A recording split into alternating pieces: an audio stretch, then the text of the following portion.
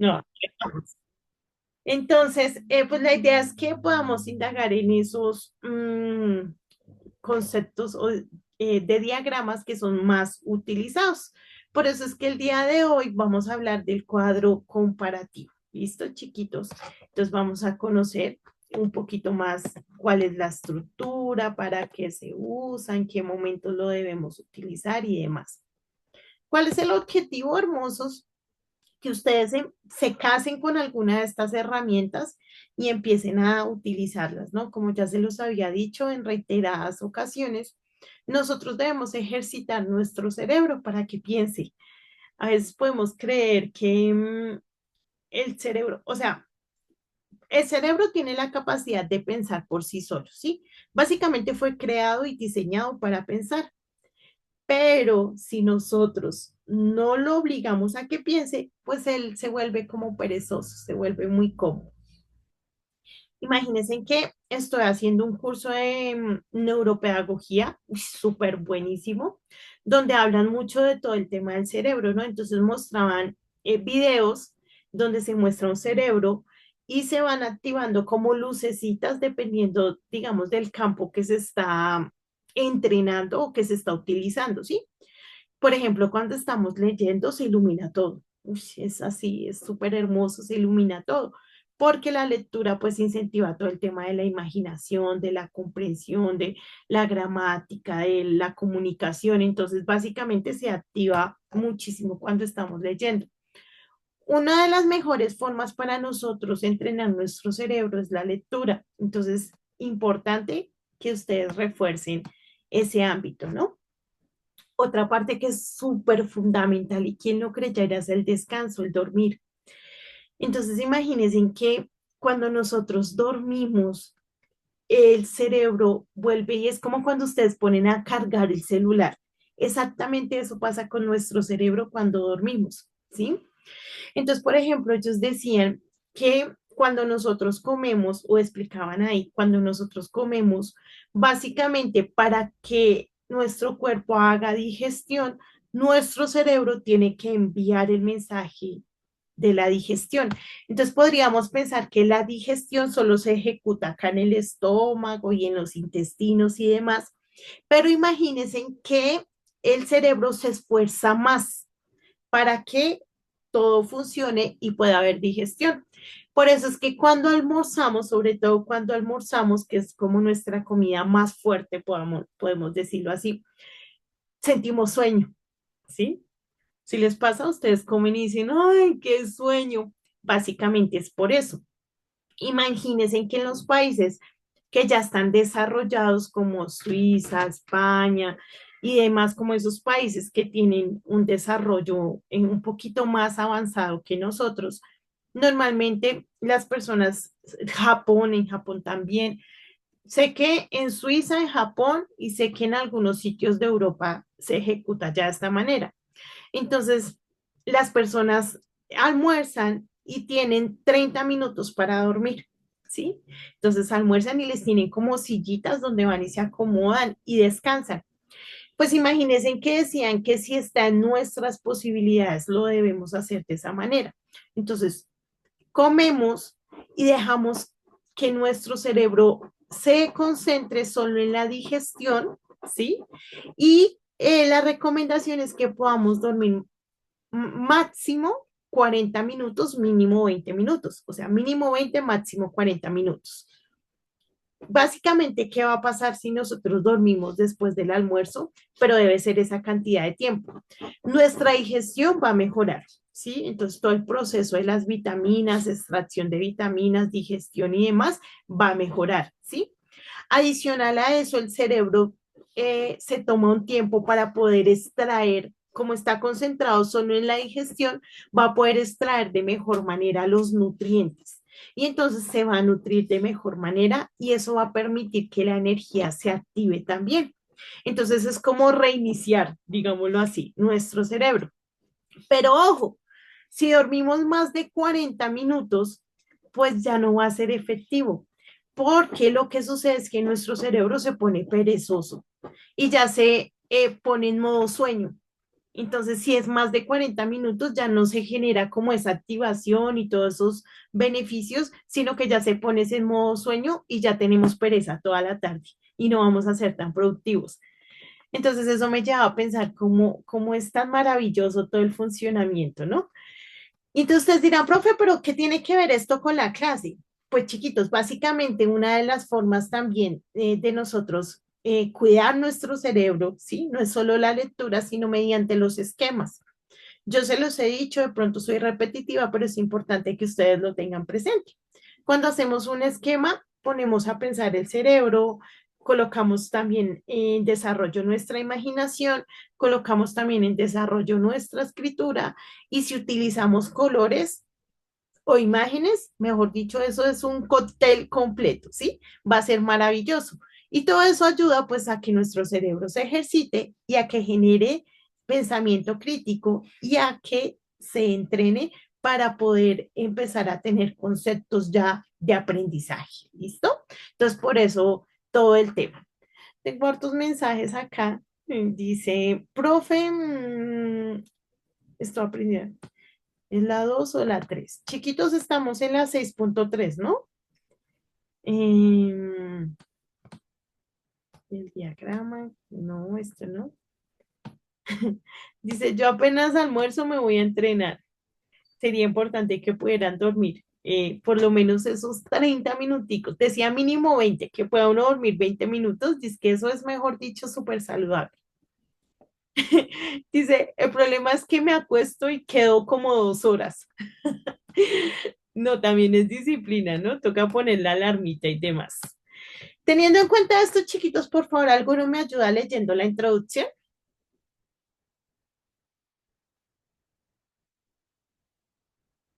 No todos. Gracias, Cris.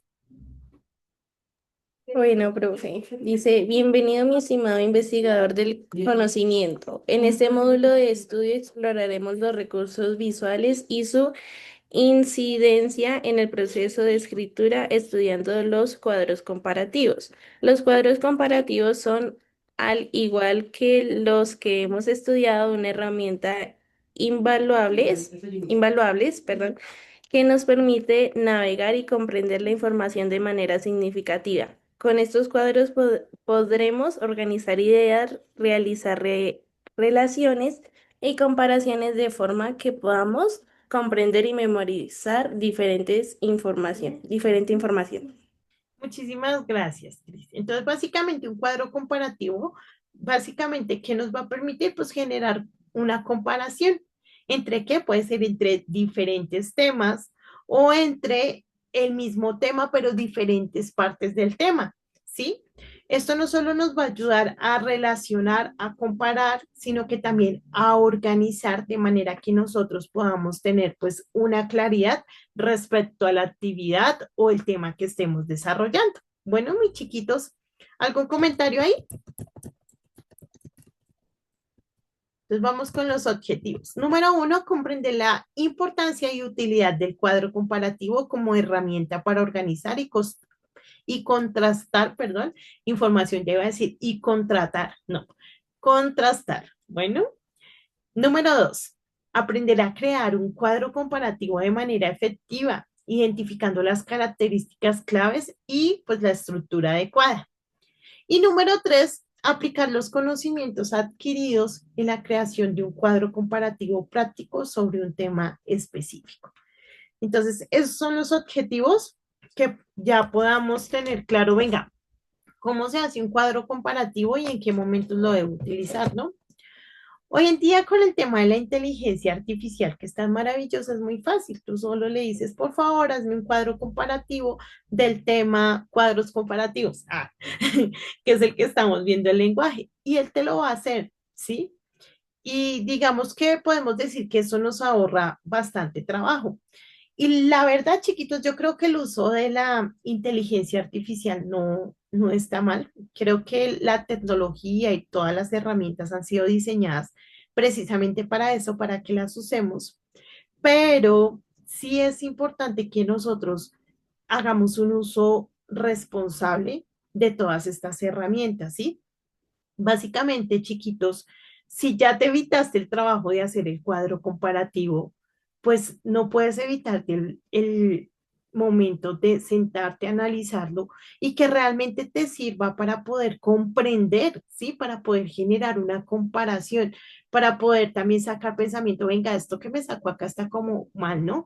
Entonces, no ven, esto no me parece, ¿por qué lo pusiste así? Explícame de una mejor manera.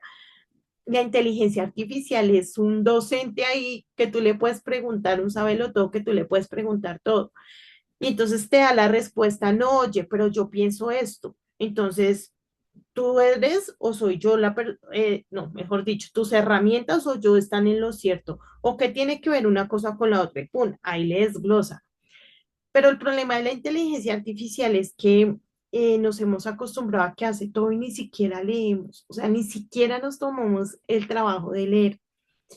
A mí me asombra cuando les he pedido, por ejemplo, que escriban en el foro o, por ejemplo, que hagan un relato y demás, ver cómo me envían copiar, pegar y ni siquiera le cambian el formato, ¿sí?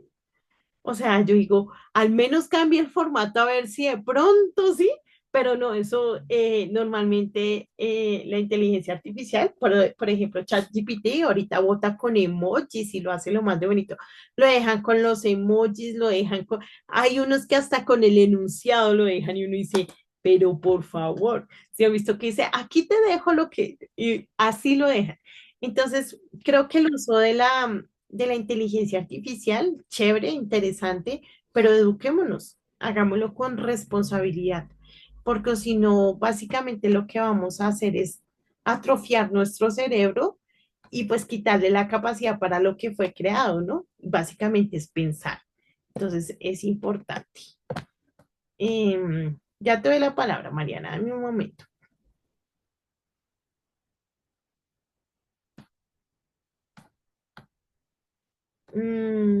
Dice, profe, yo la clase pasada hicimos un trabajo grupal, listo, chiquitos.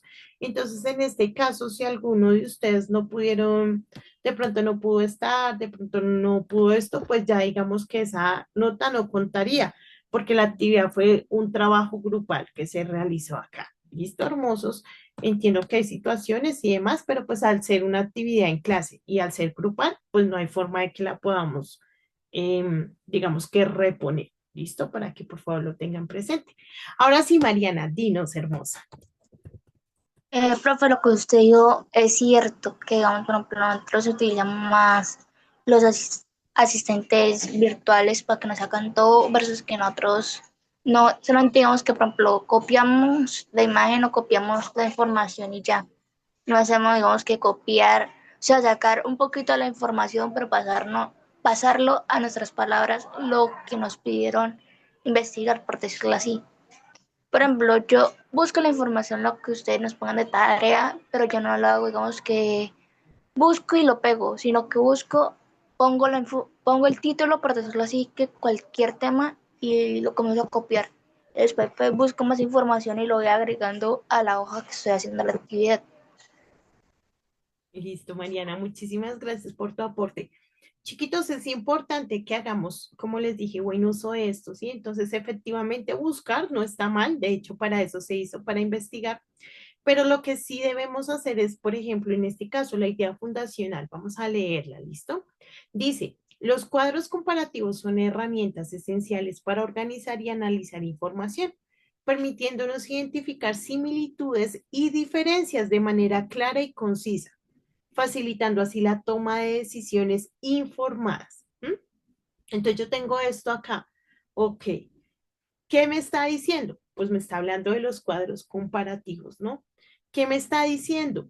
Que esos cuadros comparativos me van a ayudar a comparar y buscar similitudes y diferencias para que yo pueda tomar decisiones o para que yo pueda tomar posturas.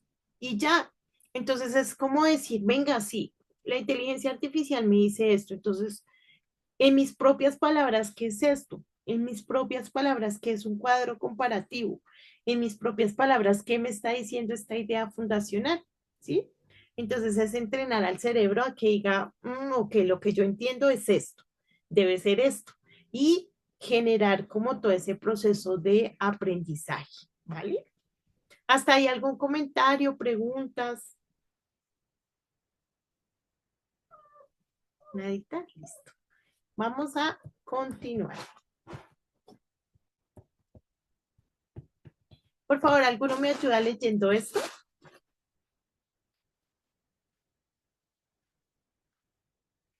Gracias, Brian. ¿Es Brian o es Brian? Se escribe Brian y se pronuncia Brian. Ajá, ok. Muy bien, corazón. Entonces, Brian, dale, corazón. Apertura al aprendizaje. ¿Sí? Ujú, sí, por favor. La capacidad de comparar y contrastar información es fundamental para el análisis crítico y la toma de decisiones informadas. Al estructurar la información, podemos visualizar rápidamente las características distintivas de los elementos comparados, lo que nos ayuda a comprender mejor los datos y a desarrollar conclusiones más precisas.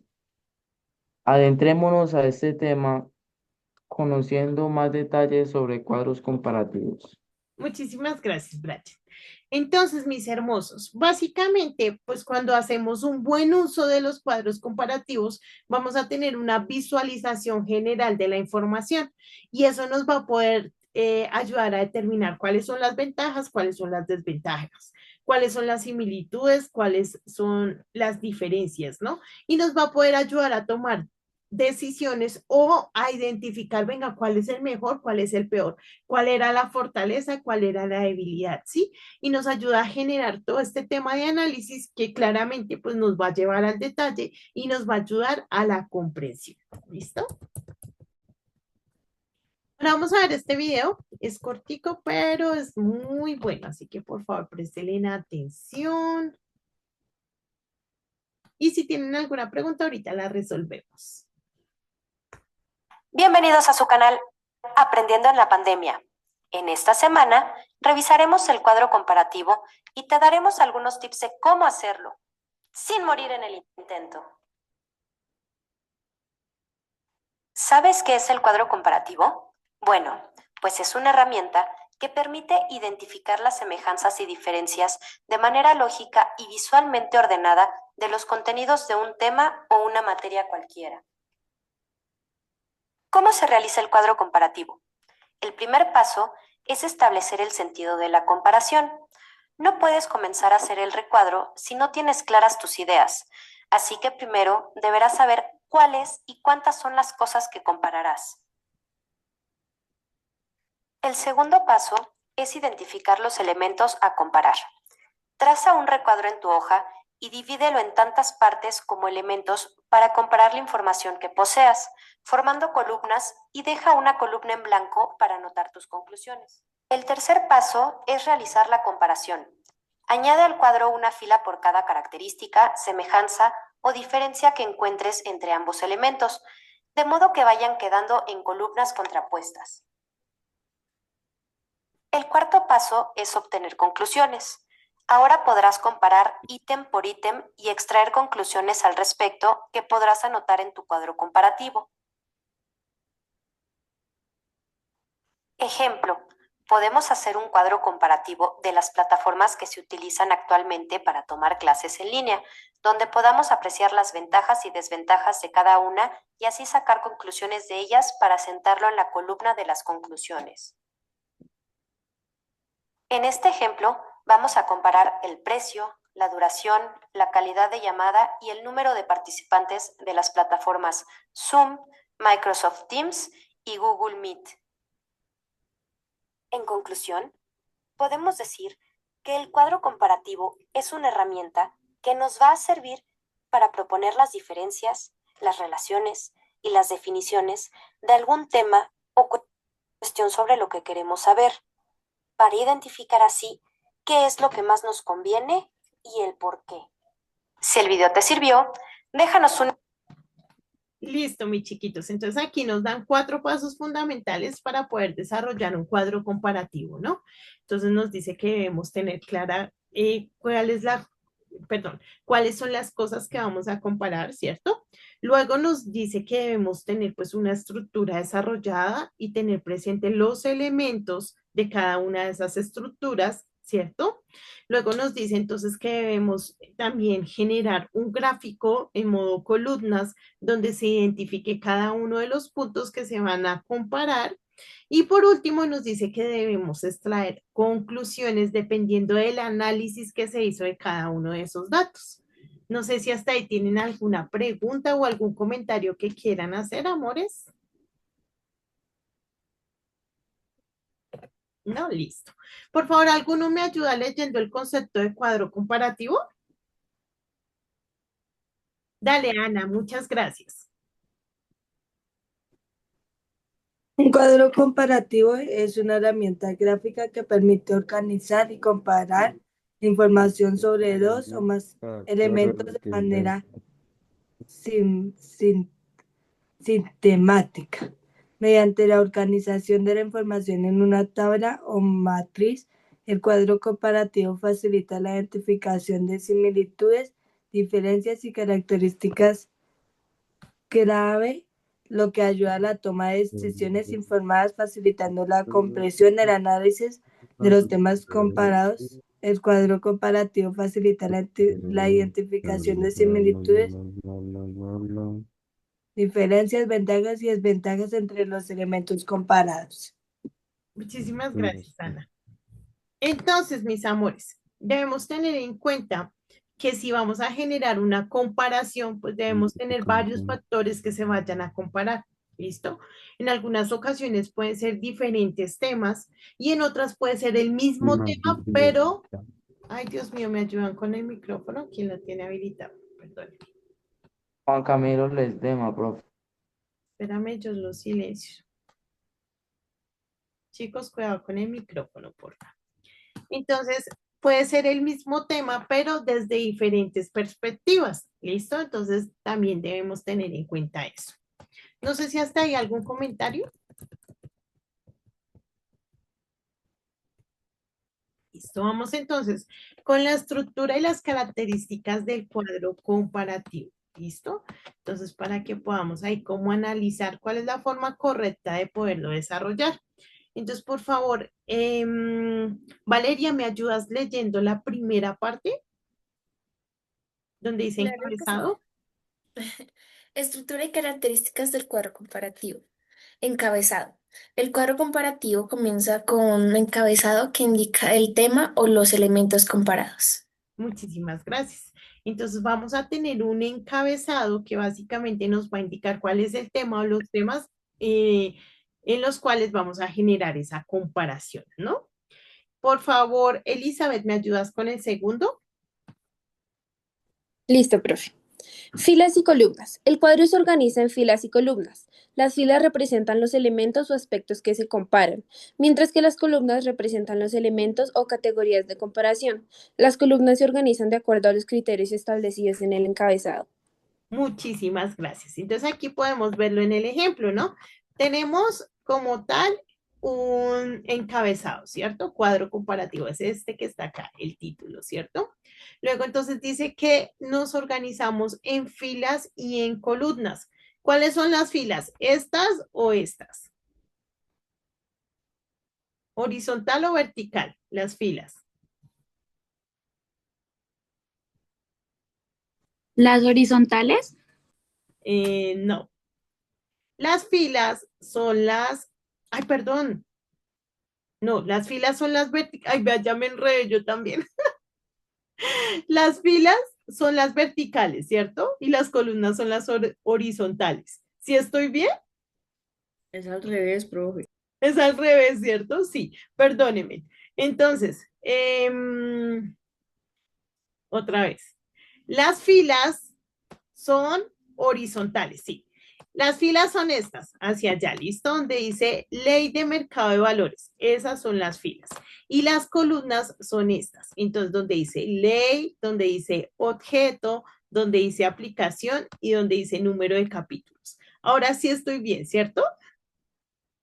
¿O me volví a equivocar? No, así es, ¿cierto? Listo. No, sí está bien. Listo, hermosos. Entonces, filas recordemos, hacia allá y columnas hacia abajo. ¿Listo? Para que lo tengamos presente. Entonces nos dice que las filas deben mostrar los elementos que se van a comparar. Y acá tenemos los dos elementos que se van a comparar y cada uno está en su fila, ¿cierto? Entonces tenemos la ley del mercado de valores y tenemos la ley de la Comisión Nacional Bancaria y de Valores.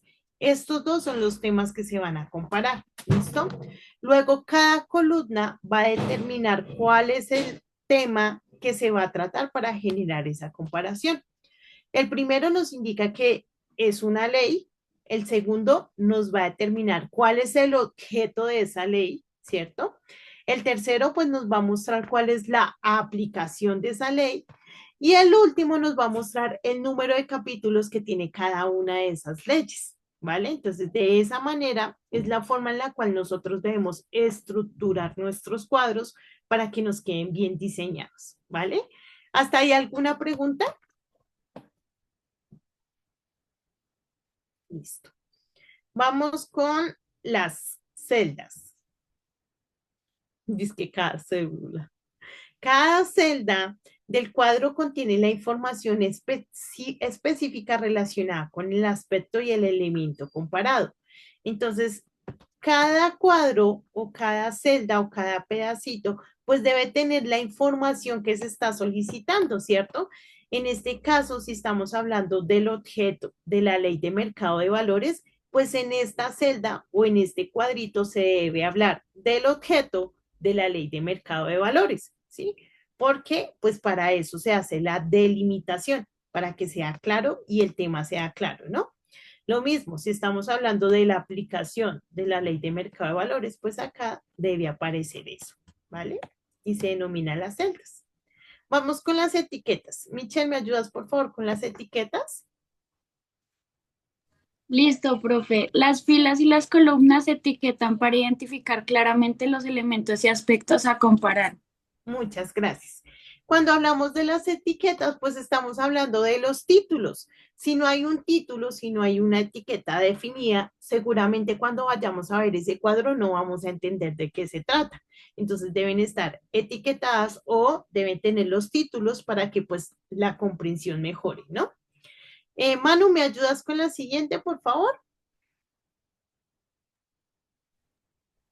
Marcados o símbolos. Se pueden utilizar marcadores o símbolos como más para similitudes y menos o bueno, raya, para diferenciar, para resaltar las comparaciones en el cuadro. Muchísimas gracias, Manu. Entonces hay algunos símbolos que nos van a ayudar también para que sea más claro el mensaje que se quiere transmitir y nos dan dos ejemplos, ¿no? Entonces más para las similitudes y menos para las diferencias, con el fin de que ese símbolo también nos ayude a determinar el mensaje que se quiere transmitir. ¿Listo? Dana, ayúdame con el siguiente, por favor. Dale, profe. Comentarios o notas. Se pueden incluir comentarios o notas adicionales en el cuadro para proporcionar explicaciones o aclaraciones. Muchísimas gracias, Dana. Al ser nuestro cuadro comparativo, pues nosotros podemos darle el diseño que nosotros queremos, ¿no? Entonces podemos colocarle, como dice ahí, comentarios, notas adicionales para tener en cuenta, conclusiones, ¿sí? O análisis, con el fin de qué? Pues de darle el desarrollo que queremos. ¿En base a qué? Pues al mensaje que queramos transmitir.